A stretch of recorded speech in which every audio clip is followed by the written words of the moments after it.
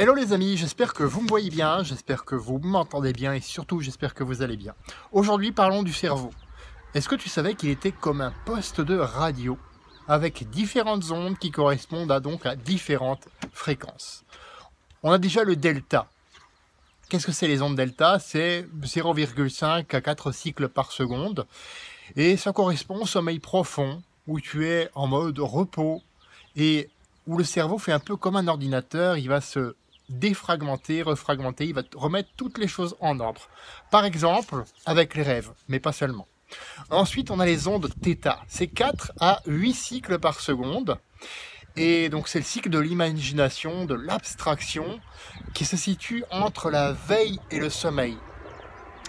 Alors, c'est ce cycle, par exemple, qu'on peut utiliser pour apprendre, et vous allez peut-être rire, mais apprendre quasiment en dormant, entre guillemets, c'est-à-dire imprégner son subconscient des différents apprentissages dans cet état de semi-conscience.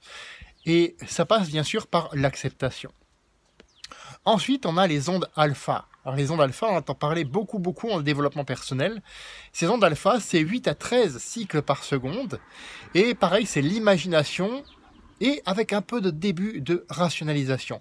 C'est ce qu'on associe à l'état méditatif et c'est idéal, bien entendu, pour modifier des croyances limitantes et créer de nouveaux circuits neuronaux, de nouvelles habitudes. C'est vrai que les ondes alpha, c'est pour ça qu'elles sont beaucoup utilisées dans le développement personnel. Ensuite, vous avez les ondes bêta. C'est plus de 13 cycles par seconde. C'est le cycle du réveil, tout simplement, où principalement on est en mode analytique, vigilance, un petit peu en mode survie aussi, de temps en temps, et où on fait les choses. On met les choses en place, on agit, on passe à l'action.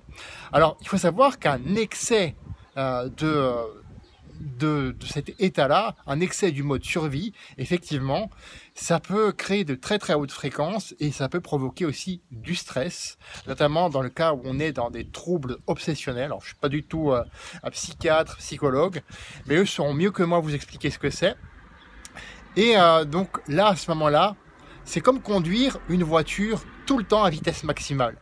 Qu'est-ce qui se passe? Au bout d'un moment, le moteur finit par lâcher. Et donc c'est justement ce qu'on ne veut pas ce qui vous arrive. Voilà.